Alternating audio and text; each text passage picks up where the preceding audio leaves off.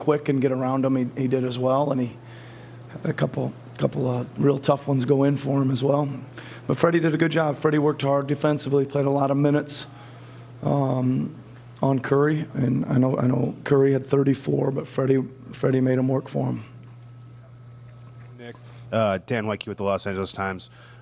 Centers like Marc Gasol aren't always able to stay on the court against a team like the Warriors.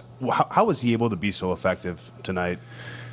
Well, he's a really good defender, right? And a lot of that comes from, I always say it, a lot of it comes from desire to be a good defender and the want to stay on the court, right? But I think his IQ is really high. He knows how to get out there. And he's shown over the last few games, or maybe more than that, that he's pretty good when he gets a mismatch on a shooter. He went up in the last series and guarded Middleton really well on, when there'd be a breakdown, and he'd end up way out on the floor on those guys, and I thought he did a decent job on some of those guys tonight. Just really good reactions.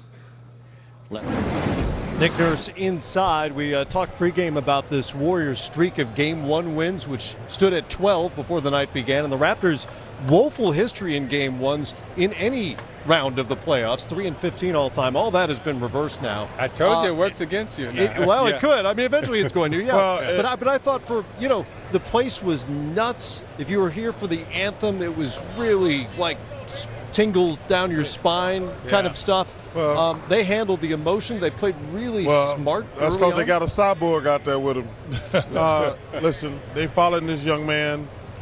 Siakam was obviously the key to the game tonight. But as we talked about in the pregame, when you have, like Danny Green just said, he says, "Oh, we feel pretty good. We got Kawhi." Yeah. When you have a guy like that, he lifts air like, "Oh, we can beat anybody," because 99.9% of the time we're going to have the best player in the game. Anytime you have the best player in the game, you have a chance. Yep. So Kawhi gives them a certain amount of confidence. The other guys feed off it. His crowd was amazing. He talked about how Coach Nurse, and I've said this before, there are a lot of coaches who don't give you confidence. They take your confidence away. Like when you make a mistake, they snatch you out the game. And that builds up, and it gets in your head. Danny Green said that. We didn't even ask him that question. He said, Coach Nurse, he gives us that freedom. He empowers us, and that was awesome to hear. Well, remember, Nick Nurse ran a play for him in overtime in the Eastern Conference Finals when he was, again, 4 of 23 from three-point range. That really does inspire confidence. Well, they were up 25 when they did it, though. Well, it was in overtime. I'm just kidding. I'm just joking. They were so good and so smart in the first quarter of the game when they really seized control, and Kawhi hadn't even played that well to that point. Is that a testament to some of the veteran guys on this team? Does it say something about maybe rust from the Warriors' point of view? That long layoff. How did you view that? I mean, look, the Warriors scored 109 points, so I mean they came out and did a decent job. But you have to tip your hat to Toronto, and the narrative was, okay, they haven't been on this stage before. This franchise has come up short. But the bottom line, as you said, you have veterans. You got Danny Green, who was he's been in finals. He's hit big shots in the NBA finals. Marc Gasol has been in the conference finals. Yeah. You have guys, Kyle Lowry has experience. I mean, these guys aren't young players. Obviously, Siakam is a young player and played fantastic tonight. But collectively, as a group, you have experience. And maybe not the same exact experience in terms of what Golden State's done. But they came out, they weren't phased. There was emotion here in the building. There was a lot of build-up and excitement leading into this game. And they came out and took care of business. They came out like they were the defending champs. Right. And really sent a message, punched him in the mouth, and just as impressive of a performance that I've seen them have in the postseason, which is saying a lot because they've had some really good games leading up to this one. They were great defensively, and I thought appropriately aggressive offensively. Like when Golden State either doubled or shaded toward Kawhi Leonard, they made the right play, whether it was the first pass or the second pass, and Siakam never hesitated. Whether the shot was easy or hard, he went for it all night long, and obviously he was knocking him down. Yeah, Siakam, we're talking about him being the most improved player in the league, and offensively in college at New Mexico State, he was a really good offensive player. And this is not, abnormal. This is what he's capable of doing. I thought they read the defensive schemes correctly. whenever Golden State trapped Kawhi, they found a way to get Siakam the basketball. And Draymond Green, who normally plays like a middle linebacker, reading everything, he plays off people. I didn't think that he gave Siakam enough respect early in the game. Consequently, Siakam got open. And once he got confidence, he really got to roll him. Yeah. And once he got to roll him, right, now you watch him here, he's getting wide open warm-up threes. And these are the type of things that really get you going. He's open in transition, great transition player, finishes at the rim, get down, left hand finish, right hand finish around the basket. And once he starts doing this stuff, right, now you got the Euro. I thought when Draymond tried to shut him down, Siakam had got too much confidence and it was difficult for him to stop. And he ended up, 14 to 17 from the field. Wow. And when you go 14 to 17 from the field in a championship playoff game, Charles, you know this, you're doing some fire. Not only are you on fire, but you might stay on fire because, that confidence that stays with you for a long time in the finals. But what's interesting about this series obviously got a long way to go. I'm looking at this stat sheet, and I talked about before the game, where are the Warriors going to get their points from? Where are they going to get their points from without KD? I mean, I'll give you Clay and Steph. Sure. I'll give them 30. I'll give them 35. That's only 70. Like, all these other guys are good players, but they're not scorers. Right. So you got to wonder, like, how are they going to score enough points to beat this team 4 times in a week? And I thought one of the reasons I picked the Raptors was because of that. Like I say, Clay and Steph got to play like hell's out. They got to go. They got to ball. They got to do it. They got to play like what? They got to like the house. Well, I want to get a little ghetto on you, but I don't want to hurt you. I know you ain't never been to the ghetto. What was that phrase? You got. You it grew played up like what? Well, I want to say another No, just phrase. go ahead. Go ahead. Matt, You good. Matt, stop it. You good. Go. Stop it, Ernestine Johnson. Keep making your point. You good. Thank you. But you wonder because you look at all these other guys. There's no guy on this list that you say he can get me 20. Well, there's a guy, but he only played 8 minutes tonight because he's coming from an injury. DeMarcus Cousins. Oh, he's not going to get 20 this series. No, not this series. No. Hey, listen, I have a rule on I call it the Michael Jordan theory. Michael Jordan came back in the playoffs and couldn't do it. Nobody can do it. He can't. You don't just walk off the street and just play against after NBA 6 weeks. After 6 weeks, because obviously, if there's something wrong with your legs, you ain't running in conditioning. As you notice, if you watch the game, and I be watching for solo things, he was trying to pass the ball. He was. Like he wasn't trying to make that move because these guys know it takes a lot of energy to try to score in the NBA. And he was conserving his energy. He's like, I'm gonna make passes. He only took 2 shots in 8 minutes. And both of those were like little jumpers. Yep. Because he didn't want to extend his energy level. Right. Well, I agree with you, Chuck. I mean, scoring is going to be a problem, and maybe they have to shift their strategy in the sense that they have to focus on their defense. And I thought tonight they had such an emphasis on Kawhi Leonard that the rest of the guys were open and they took advantage of it. And I don't know, maybe you stay at home with the Danny Greens and the Gasols and you play Kawhi straight up. Do you make Kawhi prove his legs are healthy? I think so. Maybe that's the adjustment you have to make if you're Golden State. Because, look, you're right. They may not be able to go out and score 120, 130. It may be, okay, hover around 100, 110, and let's shore things up on the defensive end. Because I agree, offensively, I don't know if they can match this type of scoring effort from Toronto that we saw here in Game 1. By the way, what year is this? The Golden State can't score? I know, right? it sounds crazy. What's going on here? No, it doesn't sound crazy. I mean, if you – I completely get it. With this team, the way they are right now, if you with look, who's not there. But over the last 4 or 5 years, you haven't heard that. Yeah, no, you haven't heard that because this team is Durant different. was in. You're missing 35 points. No, I get it. But we haven't heard that throughout this run under Steve Kerr. Yeah, but this Toronto team defensively, and Great. we've said it all year, this is one of the best defensive teams that this Golden State Warriors teams have ever placed in the playoffs and in the finals in these last 5 years.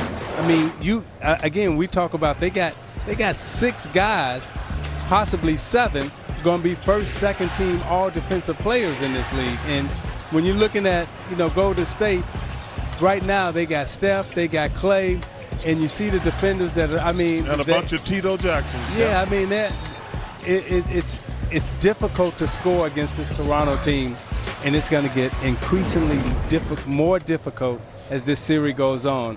As we saw when they played against Cleveland, and they were up against Cleveland 3-1. What Cleveland did, they slowed the tempo down. They got better defensively, and that's what we saw here tonight with Toronto. Toronto slowed the tempo down. I mean, Golden State, they only got up 78 attempts. I mean, this is a team that normally is in the high 80s, right? They get 78 attempts tonight, and this is the style of play that they're going to have to play. And I think Toronto is better at this tempo, defensively and offensively, at this tempo than Golden State is. They're 12th out of the 16 playoff teams in terms of pace of play. This is exactly the way they want to play. And what you guys are saying here, and it's easy to overreact after one game. We do this every year, right? But what you're saying doesn't bode well for the Warriors right now because, again, Cousins is not going to be DeMarcus Cousins. It doesn't appear during this series. We don't know when or if Kevin Durant is going to play at all.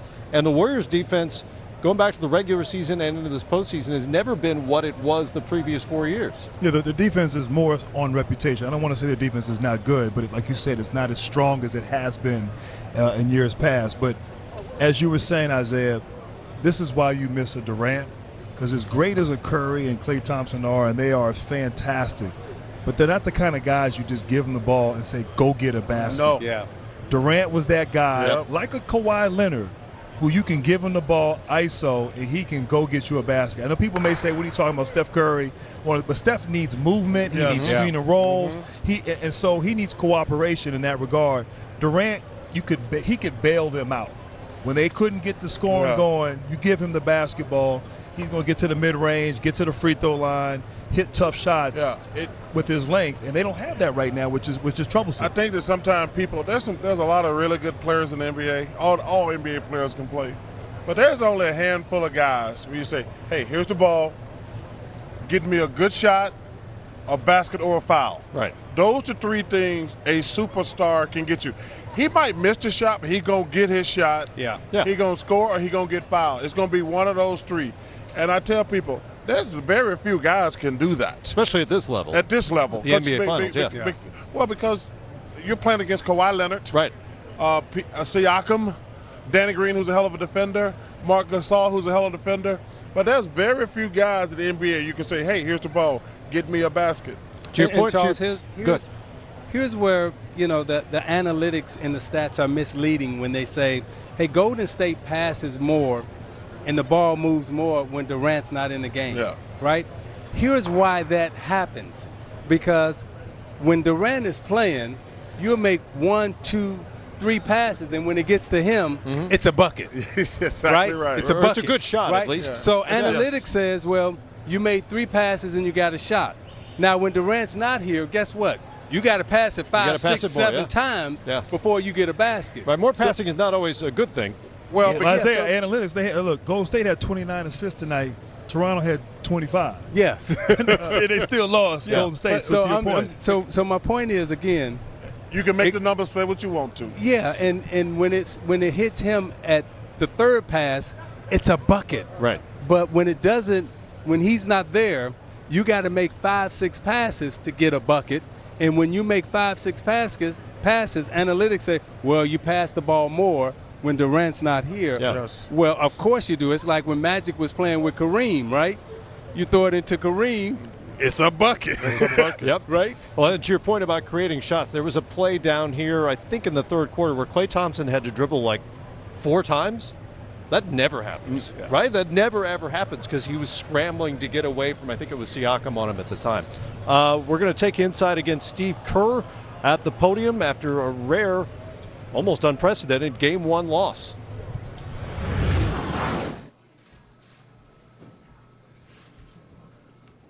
Steve, the left side, front row for Mark.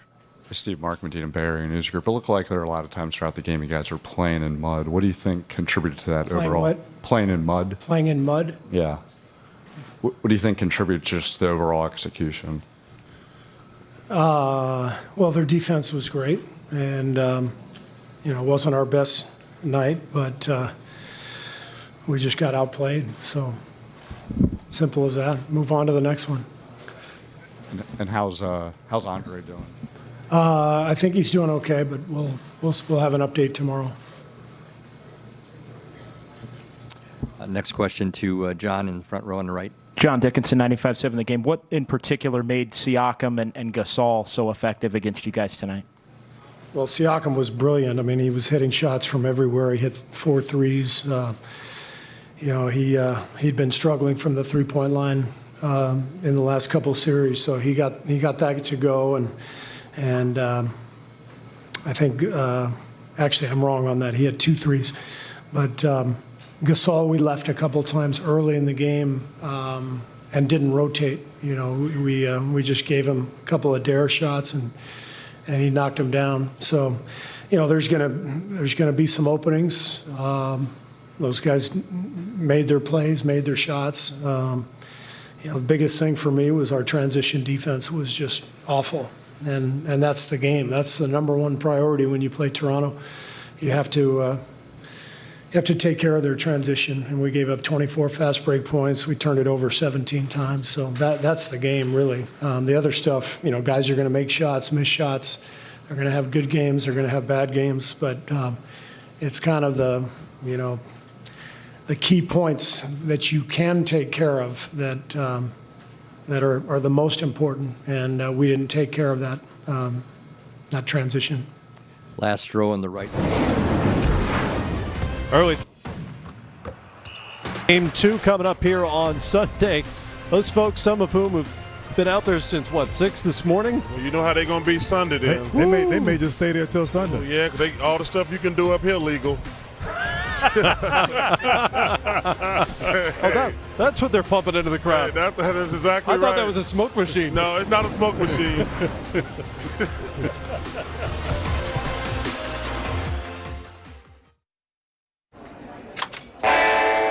We're Jack Daniels, the oldest, realest, loudest,